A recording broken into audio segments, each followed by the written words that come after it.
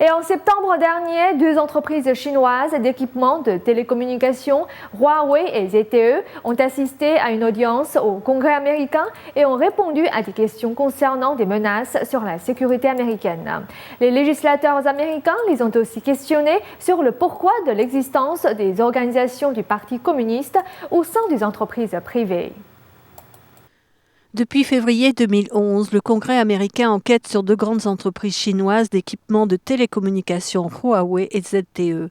Le 13 septembre, les deux parties se sont rencontrées. Lors de l'audience, des membres du Congrès américain ont posé des questions difficiles aux deux entreprises au sujet de leur activité d'espionnage. Mike Rogers, le président du comité, a souligné que les deux entreprises vendent du matériel d'espionnage. Leurs produits permettent aux agences de renseignement chinois de contacter des réseaux aux États-Unis et de créer une menace pour la sécurité. L'audience a duré 3 heures. Des cadres de Huawei et de ZTE se sont défendus de ces accusations. Les législateurs américains ont également questionné les entreprises sur leur organisation du parti. Pourquoi les entreprises ont-elles besoin d'une organisation de parti et combien de membres comptent ces partis? Prennent-ils part aux décisions d'entreprise? Le vice-président de Huawei, également à la tête d'entreprises en Amérique du Nord, a répondu qu'un comité de parti est organisé en regard de la loi chinoise des entreprises et que même Walmart, une entreprise financée à l'étranger, a des organisations de parti. Mais selon lui, les membres du parti ne participent pas aux décisions ou à la gestion d'entreprises.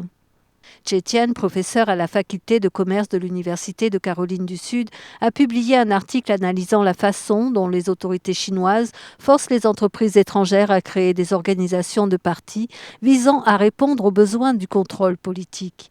Un bureau de parti dans une entreprise privée montre que les conseils et la gestion viennent des comités de parti de l'entreprise. Pour le professeur John Tianliang de l'université George Mason, le pouvoir du Parti communiste est toujours plus élevé que le pouvoir administratif et les entreprises de Chine continentale ne peuvent exister sans ce soutien officiel.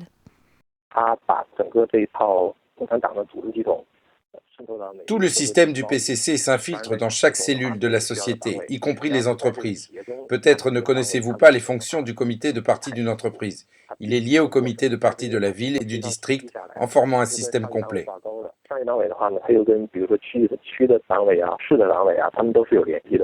Dans l'article de Che Tian, le secrétaire du comité de parti de Hyundai Motor à Pékin, explique que les entreprises étrangères doivent comprendre que pour faire affaire en Chine, elles doivent se connecter avec les ressources politiques, c'est-à-dire les organisations de parti. John Tianliang a autrefois travaillé dans une entreprise sino-germanique en Chine continentale. Il explique que le rôle du comité de parti est de surveiller les employés et de faire rapport à leurs supérieurs. Ce comité de parti est engagé dans différentes activités. Après le début de la persécution du Falun Gong en Chine, le comité de parti agissait selon les exigences du PCC pour dénoncer les employés qui pratiquaient Falun Gong. Il leur parlait et jouait leur rôle de contrôle de la pensée. Ce n'est pas un problème si vous n'êtes pas d'accord avec le comité de parti, ils font rapport avec leurs supérieurs et ils s'occuperont de vous plus tard. Pourquoi les entreprises Huawei et ZTE n'ont-elles pas émergé sur le marché américain? Selon un article du Wall Street Journal daté du 13 juin, Huawei, l'un des plus grands constructeurs mondiaux d'équipements de télécommunications, voit ses ambitions aux États-Unis réduites en raison de ses relations officielles avec le PCC. Dossier interdit NTD.